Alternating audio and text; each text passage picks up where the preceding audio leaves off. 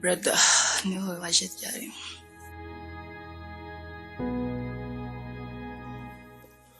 Bite se ko waryamye mu ntebe? Wabaye iki? Okay. Bite se za document nagutumye zireye ko nshaka kuzibamo? Ntabwo nshaka kurebamo.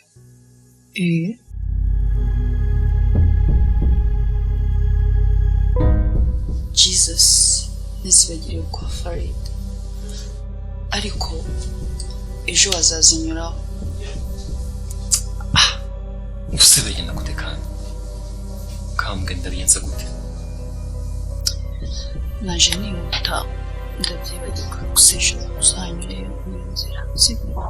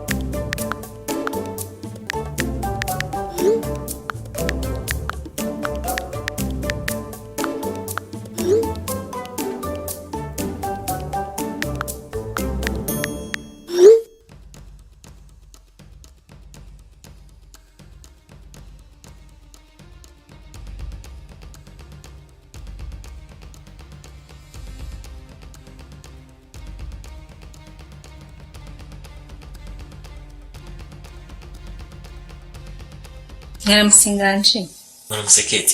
Bose yaje. Yaje ahubwo avuze ko abutegura izo document. Sha. Uzana ndabona sitaragera ariko uza kuzana ndabona ari gutinda amasaha y'amanywa ari gutinda pe. Wagerageza ukamubaza aho ageze. Kuko sazikeneye cyane. Hari akazi keza. Urakoze Keti. Umukobwa ye koko. Saa 3 zirageze.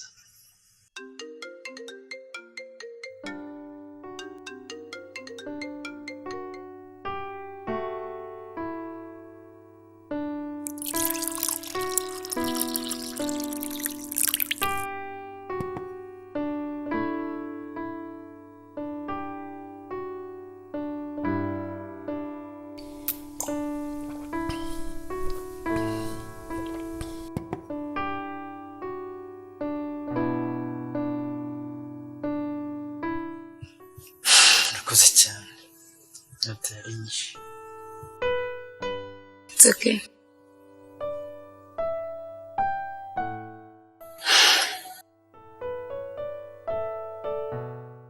Wow.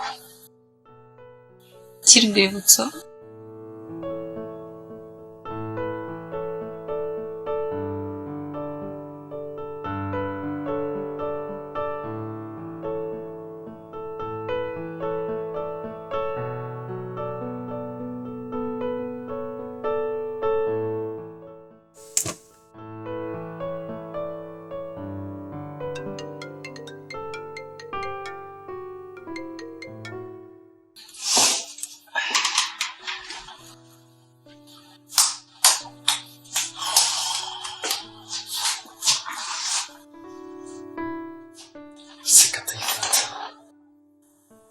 Songeyo.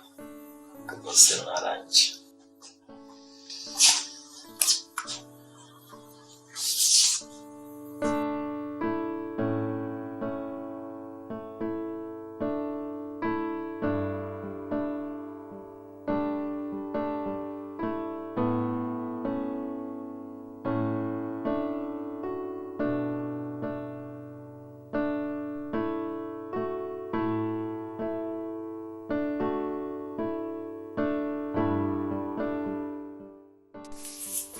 Nganji, ukimase zigeze ko boss ambwenzi mishyi.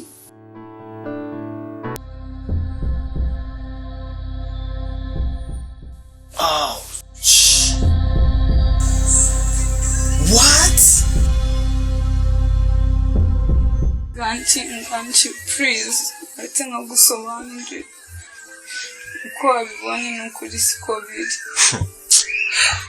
Do iki ni cyo kinzaniraga wanze kubana dose kugiye zikaba zigiye kunkora. Ndakwinginze uriya wabonye ni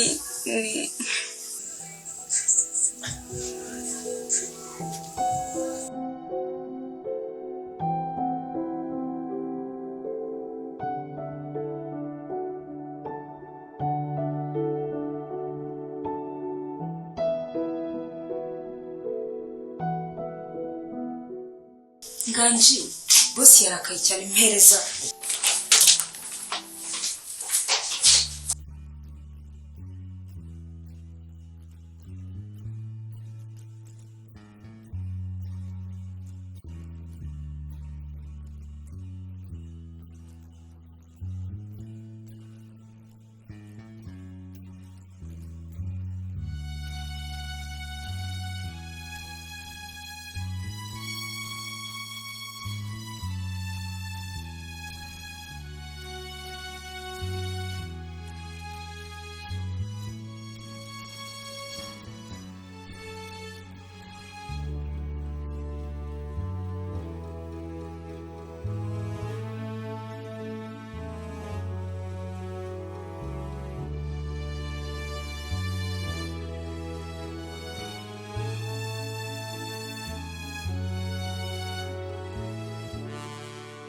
Ben nsezeranya ko nzagufungura agaseke tugeze mu rwacu.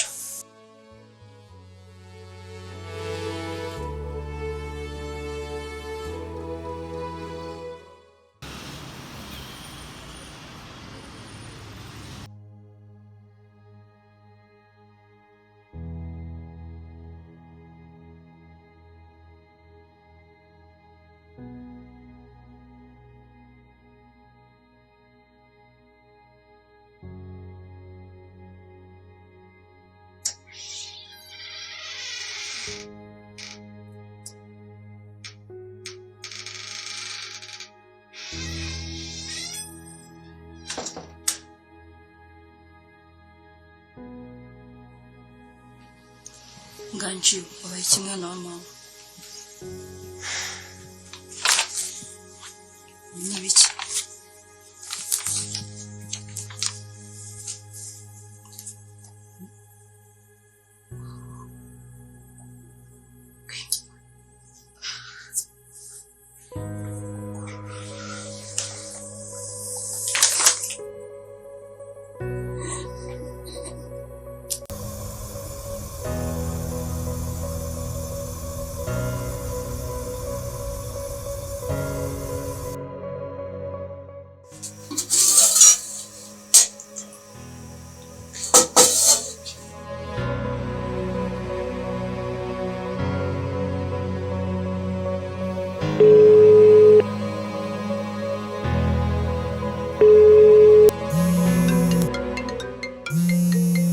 kandi kamamagayisa arajya mu mfitanye n'umusaza we.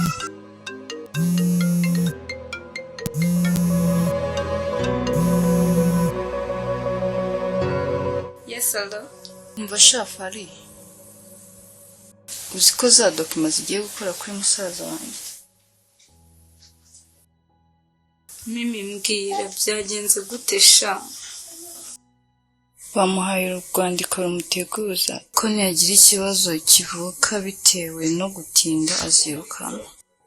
What? Mwana yanjye kuko se ubwoba bwanyishe pe.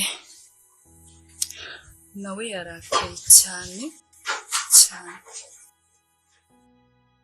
Humura Mimi, twizere ko bizagenda neza. Reka nze muvugishe njyewe. Bye. Bye. Okay. Bye.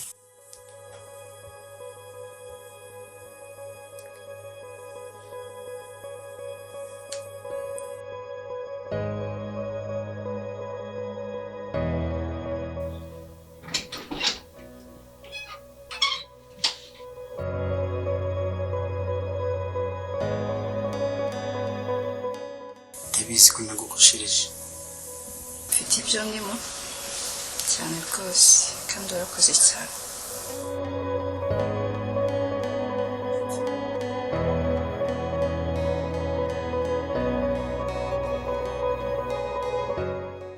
Amen.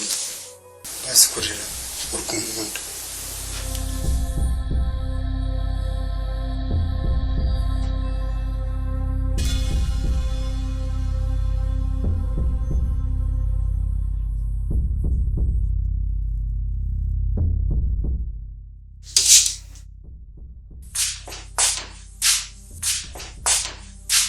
Please Nganji wambabariye ndabizi byose ni amakosa yanjye ariko si ibiti byawe ntanzindukiye.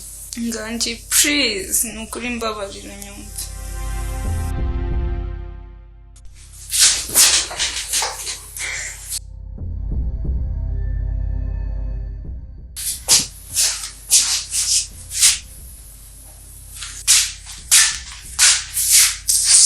Kazi ko kandi ni kandi.